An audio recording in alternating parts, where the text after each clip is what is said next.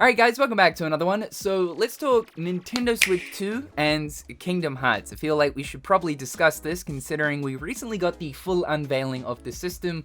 We know a little bit more about it, what exactly it's going to offer, and taking into account that Square Enix are currently developing games with the mindset of multi-platform and focus, you can absolutely guarantee that they'll be more involved with the Switch 2 than they were with the Switch. Now, we don't have the exact spec sheets, like the specific specifications of the hardware for Switch. All we know is when looking at the GPU and CPU, it's custom built by NVIDIA, but no specifics. We also have no idea what kind of memory this thing will have. Most likely it'll be 16 gigs, but exactly what speed, still unknown. We won't know all of those technical things until around the time the system releases and the media gets their own hands-on experience with it. But what is absolute is it's more capable than the first Switch, which provides further opportunity for newer generation games to hopefully get a release onto the Switch, and possibly even looking at third-party developers releasing their games day one on the Switch alongside PlayStation, PC, and Xbox. There was a good lineup of third-party games to sort of demonstrate the power that the Switch 2 has, whether it be Elden Ring, Star Wars Outlaws, Cyberpunk 2077, or of course Final Fantasy VII Remake, which was rumored for a little while. Turns out it is actually true. Square Enix are porting this to Switch 2. Part of that rumor suggested that Rebirth was also in the pipeline as well for a 2026 release. Judging by the footage that we have of Remake, it seems like it's pretty comparable, honestly, to the PlayStation 4 version. Now, I believe that there is still some work that is required in order to port games over to the Switch in order for them to be optimized and so that they can actually run well. Well, yes, the Switch 2 is capable of up to 120 frames per second along with 4K output. It's not to say that, like, you're gonna be getting that experience on every single game that releases on the system. It's hard to know for sure, but looking at From Software's new Duskbloods, it seems as if the game is likely going to be running 1080p, 30 frames per second. If we're looking at the big AAA heavy hitters, a lot of those will probably see performance of 30 frames, maybe a little bit higher, sitting around the 1080p mark. However, while it wasn't officially explained by Nintendo during the presentation, it is suggested that the Switch 2 will be capable of AI upscaling using techniques like DLSS, along with even support for ray tracing as well. But it's still impressive nonetheless. And we're now in a situation where Square Enix have literally zero excuses to not bring the Kingdom Hearts games to the new Nintendo system. So for anyone that's been living under a rock, Kingdom Hearts did actually get a Switch release back in 2021. The disappointing factor of this was that these are cloud versions of the game, which is absolutely bonkers because looking at the Switch one, it's more than capable of running all of the Kingdom Hearts games, and yes, that even includes Kingdom Hearts 3. There would need to be some tweaks and optimizations made, but if we're looking at the fact that, like, the Switch can play Doom or The Witcher 3, then there's no reason why Kingdom Hearts, looking more so at Kingdom Hearts 3 because that's the more beefier title, shouldn't be able to run on a normal Switch. Now, Square Enix explained around the time of the cloud versions being revealed that one of the reasons why they went with cloud rather than native ports is because of storage. So the max game cartridge size for Nintendo Switch 1 is 32 gigabytes. And we know that looking at Kingdom Hearts 1.5 plus 2.5 HD Remix or Kingdom Hearts 3, these games sit around about 50 gigs. Now, what some Switch 1 games did was for their physical releases, they didn't have game carts in them and rather just the download code to download the game off the eShop. So they technically could have done this with the Kingdom Hearts games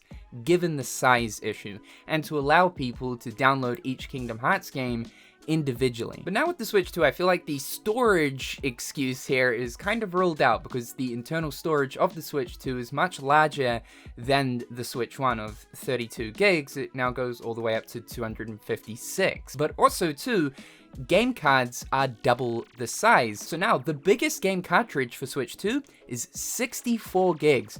And this was actually confirmed by CD Projekt Red they're doing a physical release for Cyberpunk 2077 where the full game is going to be on a 64 gig game cartridge. Now, there is an issue about this, and that's that the developers actually have to shell out of their own wallets if they want to release their game on a large capacity game cartridge. It actually costs them. So it would mean that if Square Enix wanted to do a physical release of the Kingdom Hearts games onto Switch 2, it would be coming out of their pocket. I can't imagine they'd want to do this, personally speaking. I think if they do end up doing a physical release, it won't be a game cartridge with the games on it physically. It'll simply just be a game key, this new thing that Nintendo are doing. Basically, the game cart is just a key that you put into your Switch system, and from there you download the rest of the game via the internet. It's important to also know too that Square Enix did mention that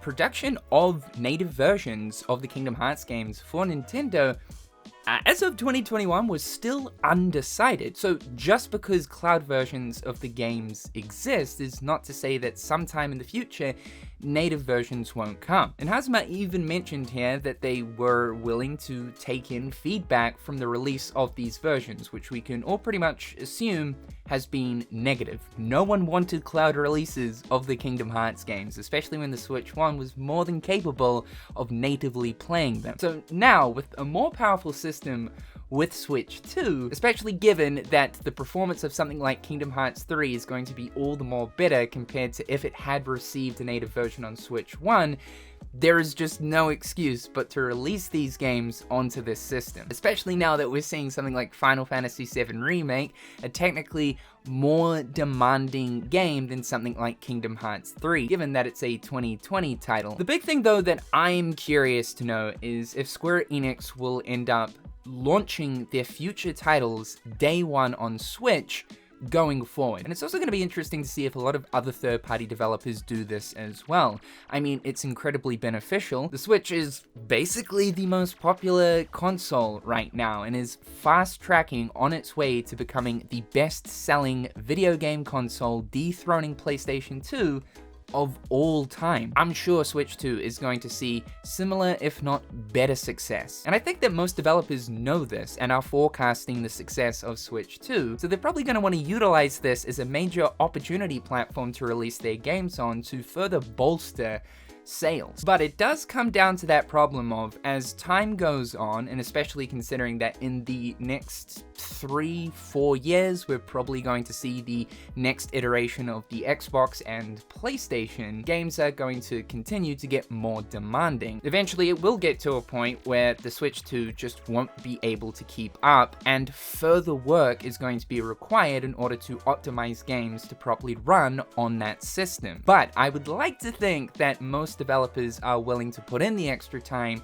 if it means that so many additional sales is returned to them. Because I'm looking at Kingdom Hearts 4 and I'm thinking, you know, if we are seeing something like Final Fantasy VII Remake and most likely Rebirth, while Kingdom Hearts 4 is going to be a more demanding game than those, considering it's going to be a UE5 title, I'm sure that Square Enix will likely want to release KH4 on the Switch 2. And I think, yeah, with the proper optimizations, it's likely going to be capable. Obviously, you're still going to get the best performance on something like a PS5 or furthermore on a PC. But I think the Switch 2 would probably be able to do Kingdom Hearts 4 at about 30 frames per second, 1080p. I also do feel like Square Enix are going to want to utilize Switch as best they can, because we know that over the past few years, looking at their big AAA titles, they haven't exactly been making sales targets, and this is coming from Square Enix themselves. They haven't been too happy with this. It's actually why they're wanting to go multi-platform. We've seen the success of games releasing on all platforms day one, with the recent Monster Hunter Wilds hitting over 10 mil copies within its first month, along with Black Myth Wukong. This is because they decided to release these games on all major systems, of course, minus Switch, but that might now change with the new power of the Switch 2. If Square Enix were to release these big titles on Switch 2, PlayStation, Xbox, and PC day one, they would absolutely see much greater sales figures. One thing though that does get me a little bit concerned about like big